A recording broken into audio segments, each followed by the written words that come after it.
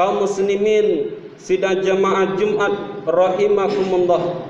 Adapun tema khutbah khatib pada kesempatan yang berbahagia ini, 3 pesan Luqmanul Hakim kepada anaknya. Kaum muslimin yang berbahagia, Luqmanul Hakim ini bukanlah seorang nabi, bukanlah seorang rasul, bahkan dia bukan sahabat nabi. Akan tetapi namanya termaktub, tertulis di dalam Al-Quran. Bahkan Allah jadikan di dalam Al-Quran itu sebuah surah, namanya surah Luqman. Luqman ini adalah hamba Allah yang berhasil mendidik anaknya, mendidik keluarganya menjadi anak yang soleh dan istri yang solehah. Dan nasihat-nasihatnya bermanfaat bagi kita, menjadi motivasi bagi kita untuk menjalani kehidupan ini. Suatu ketika Luqmanul Hakim pernah berpesan kepada putranya, pernah berpesan kepada anaknya, "Wahai anakku, di dalam dirimu itu ada 3 bahagian. Yang pertama, bahagian yang pertama di dalam dirimu itu ada bagian untuk Allah Subhanahu wa taala. Yang kedua, di dalam dirimu itu ada bagian untuk dirimu sendiri. Yang ketiga, di dalam dirimu itu ada bagian untuk makanan cacing tanah nanti." Kemudian Luqmanul Hakim menjelaskan satu persatu ketika ditanya oleh anaknya, "Wahai ayah, di dalam diri kita apa yang menjadi bagian Allah Subhanahu wa taala?" Kemudian Luqmanul Hakim menjelaskan, "Wahai anakku, wahai putraku, sesungguhnya yang menjadi bagian Allah di dalam dirimu itu adalah itulah yang disebut dengan ruh ataupun nyawamu. Ruh ataupun nyawamu itu adalah kepunyaan Allah Subhanahu wa taala yang suatu saat nanti akan diambil oleh Allah Subhanahu wa taala sebagai pemiliknya. Setiap hari kita bisa bergerak, mata bisa melihat dikarenakan ada yang disebut dengan ruh ataupun nyawa yang ada di dalam diri kita. Telinga bisa mendengar karena ada yang disebut dengan ruh ataupun nyawa di dalam diri kita. Tangan dan kaki bisa sampai ke tempat ini untuk melaksanakan salat Jumat dikarenakan ada yang disebut dengan ruh ataupun nyawa di dalam diri kita. Bahkan kaum muslimin, setiap hari kita bisa berbicara, berkata-kata dengan anak kita, keluarga kita, sahabat kita, dikarenakan ada yang disebut dengan ruh ataupun nyawa yang ada di dalam diri kita.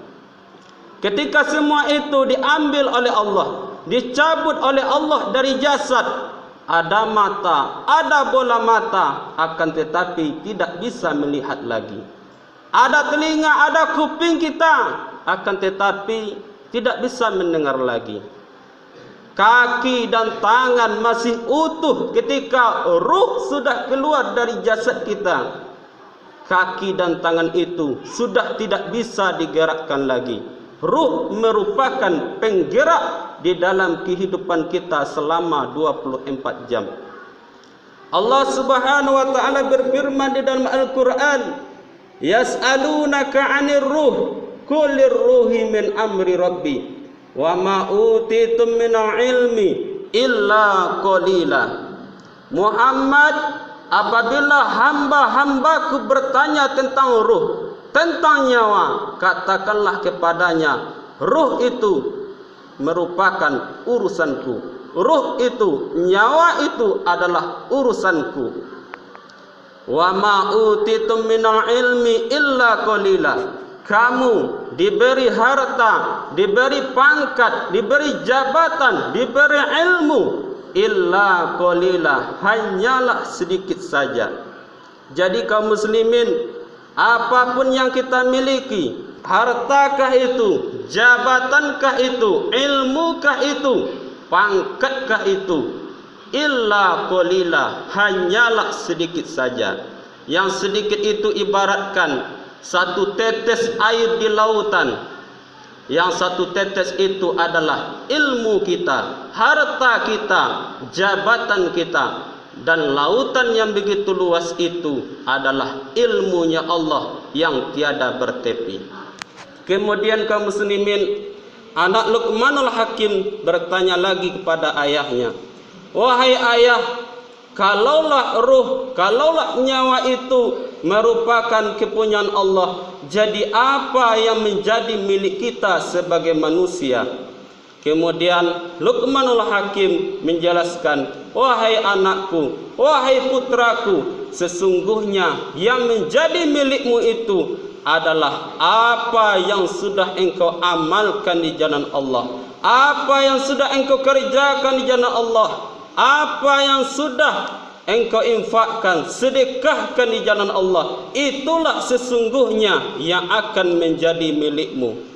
Oleh karena itu kaum muslimin, jangan pernah kita bangga dengan rumah yang bertingkat, Honda yang mengkilat, mobil yang mengkilat, bahkan uang kita di bank serba berlipat-lipat. Ketika ruh berpisah dari badan, semua itu akan sirna.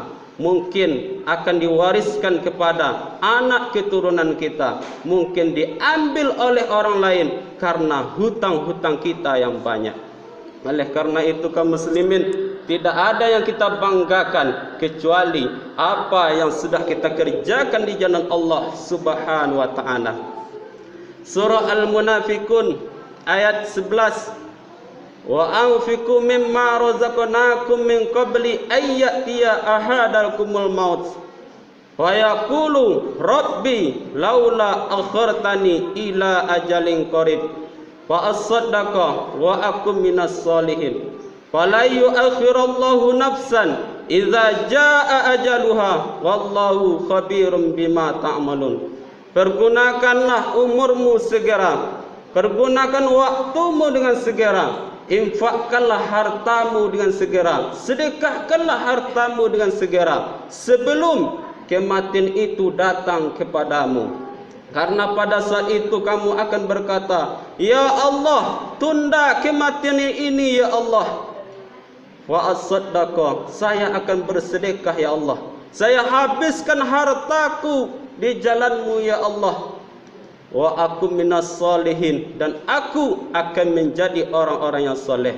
Tapi apa jawaban Allah Subhanahu wa taala kaum muslimin? Fala yu'akhirullahu nafsan idza jaa ajaluha wallahu khabirum bima ta'malun. Sekali-kali ajal tidak bisa ditunda dan tidak bisa dimajukan kalau sudah saatnya datang kepadamu. Oleh karena itu kaum muslimin, pergunakan sisa umur kita, pergunakan waktu kita, infakkan harta kita, bermanfaat bagi orang lain yang ada di sekitar kita yang membutuhkan.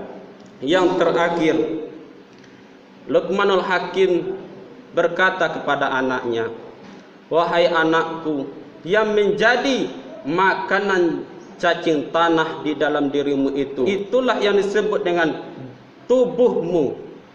Tubuh yang selama ini engkau banggakan, tubuh yang selama ini engkau dandani, tubuh yang selama ini yang membuat engkau lupa kepada Allah, bahkan membuat kamu sombong kepada Allah Subhanahu wa taala. Ketika nanti engkau masuk ke liang kubur, engkau masuk ke liang lahat, tubuh yang selama ini engkau banggakan, tubuh yang selama ini membuat engkau lupa kepada Allah, hanyalah menjadi santapan cacing tanah. Oleh karena itu, wahai anakku, tidak ada yang kita banggakan di atas dunia ini kecuali apa yang sudah kita amalkan di jalan Allah Subhanahu wa taala. Kaum muslimin yang berbahagia, sebagai kesimpulan khutbah singkat khotib pada kesempatan yang berbahagia ini, yang pertama, hendaklah kita menjadi orang-orang yang tawadhu, orang-orang yang rendah hati. Apapun yang kita miliki di atas dunia ini, pangkatkah itu, Jabatankah itu?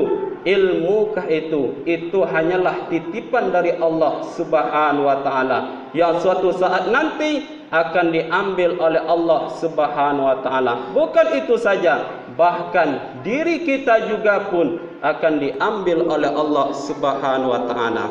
Yang kedua, tidak ada yang kita miliki di atas dunia ini kecuali apa yang sudah kita amalkan di jalan Allah. Apa yang sudah kita kerjakan, kita infakkan, kita sedekahkan tenaga kita, pikiran kita di jalan Allah Subhanahu wa taala. Itulah yang akan menjadi penolong kita di akhirat nanti.